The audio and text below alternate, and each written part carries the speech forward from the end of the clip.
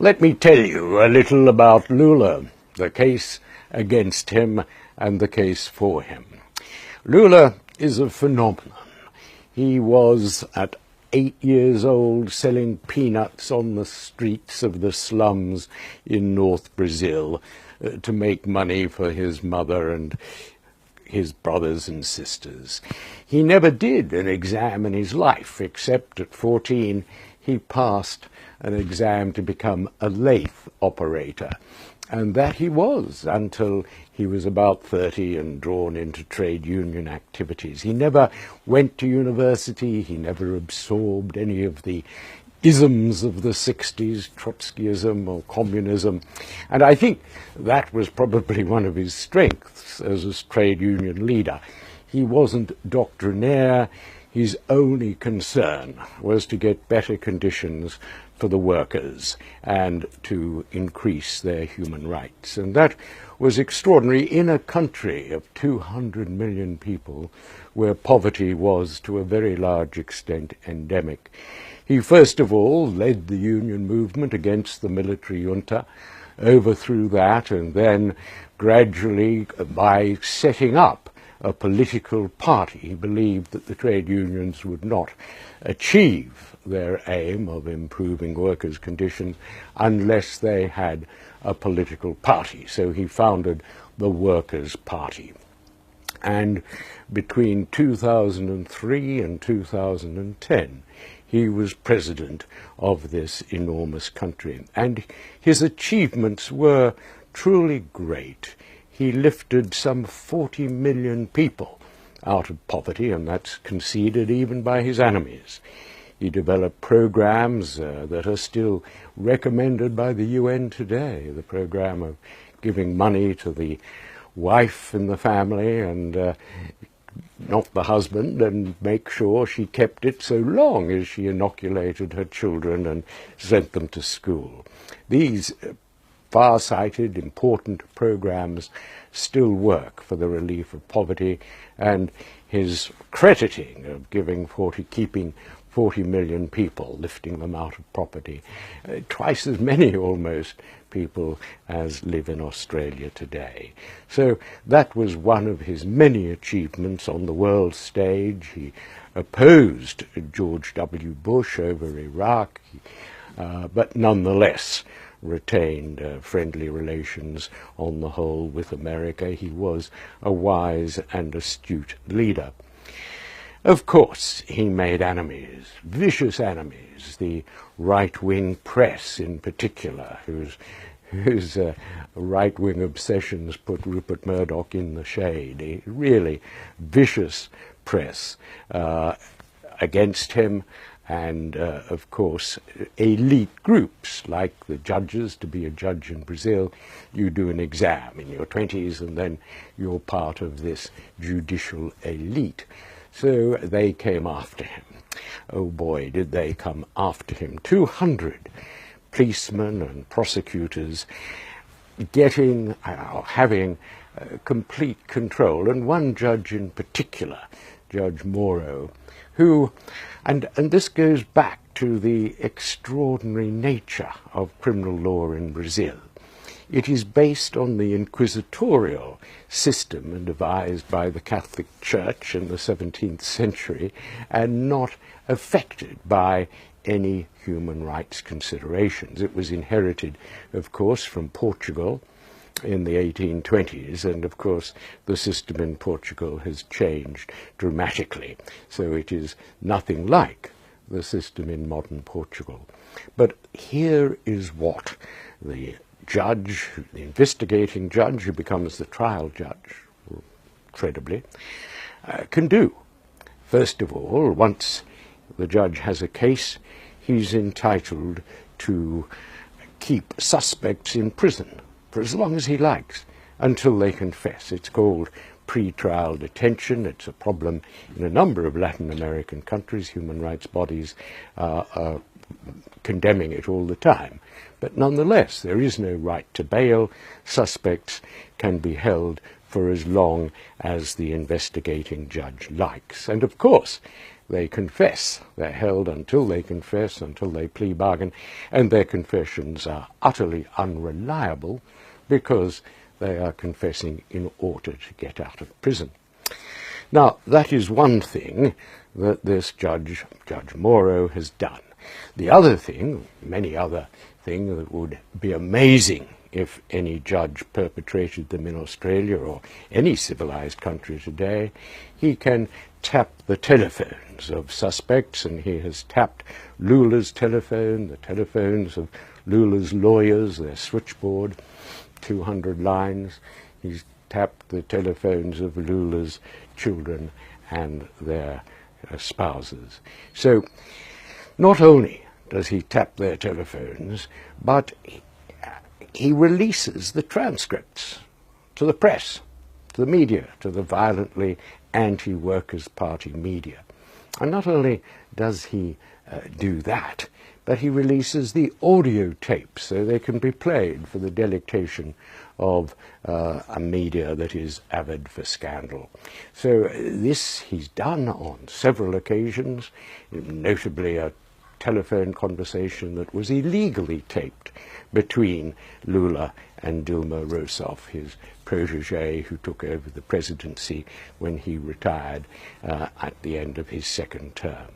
So this is outrageous by our standards. No judge would be allowed to do that in any civilized country. But he does it in order to demonize Lula.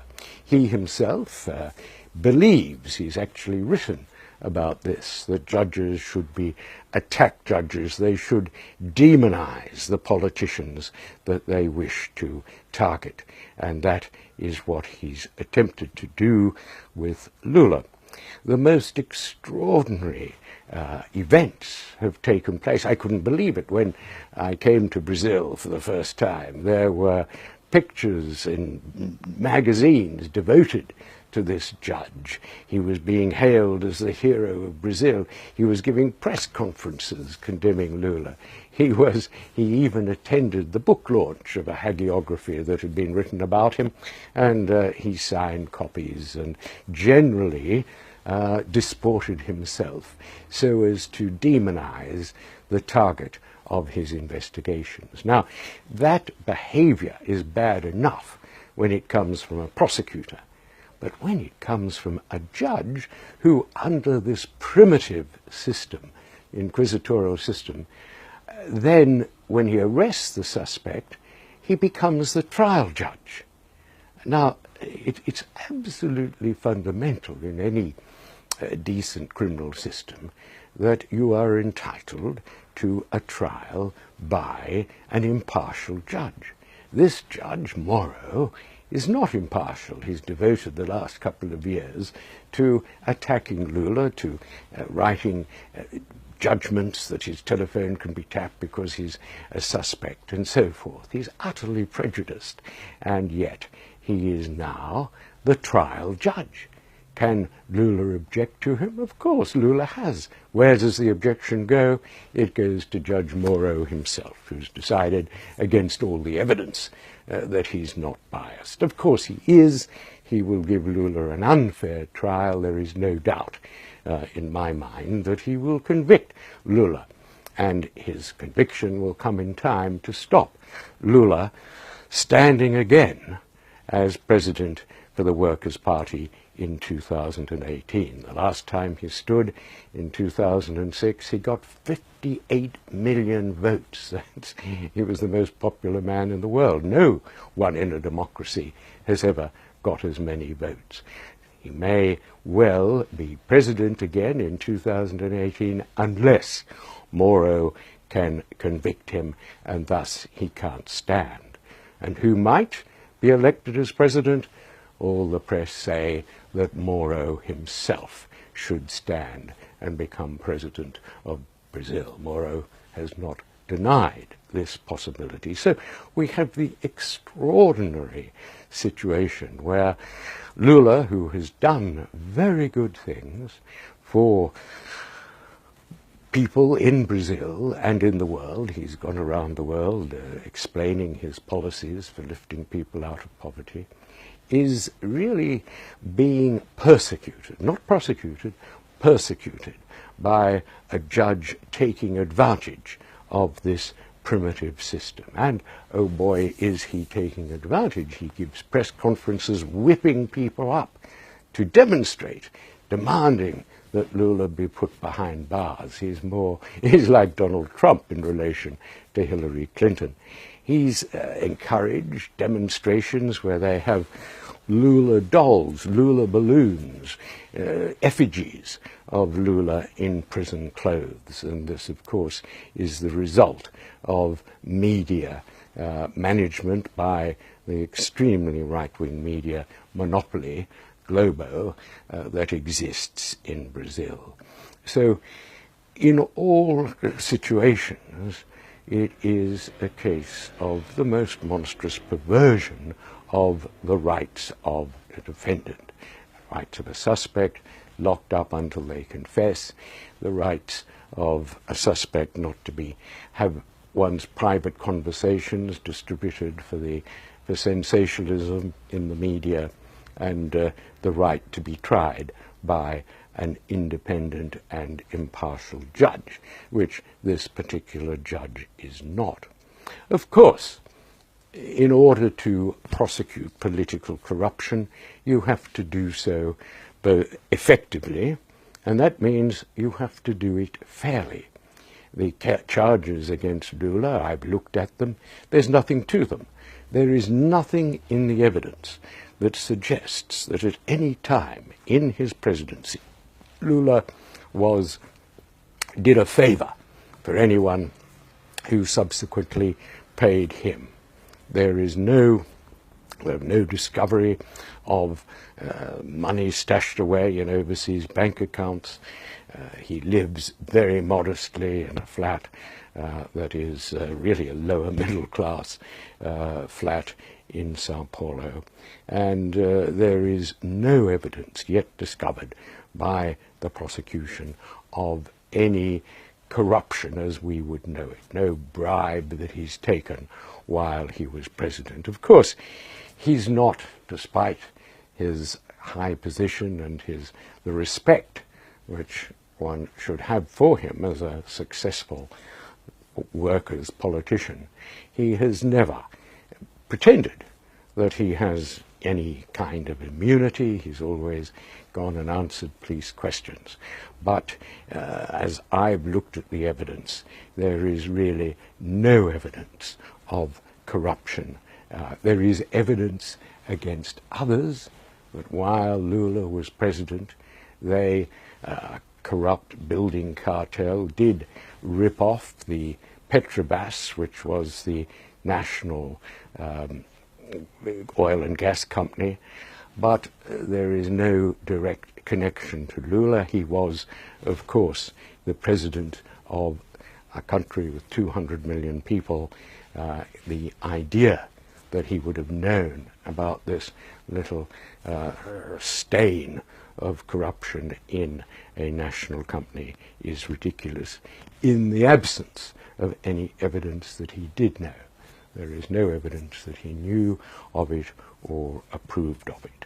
So these are just some of the reasons why the international community, those who care about human rights, no matter what side they're on, whether they're pro-trade unions or against trade unions, should be greatly concerned about the persecution of a man who has achieved in his life a great deal, and the persecution of him by a primitive legal system that denies him his basic rights. He cannot get a fair trial in front of Judge Moro. He will be convicted.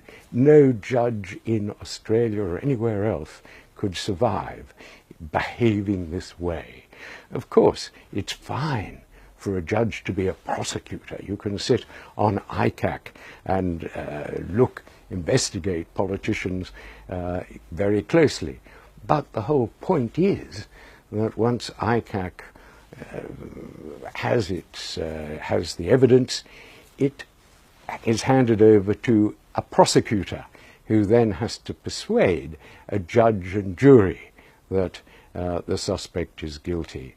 There are no juries in Brazil. Moro, except in murder cases, Moro will sit without assessors entirely on his own to convict the man whose guilt he has already predetermined.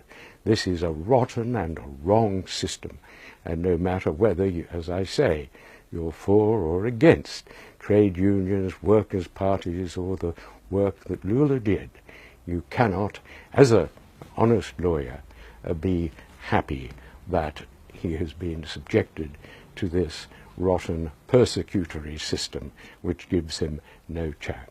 And for that reason, the demands of those who are concerned with human rights in Brazil are that he get a fair trial, that he will not get at the moment.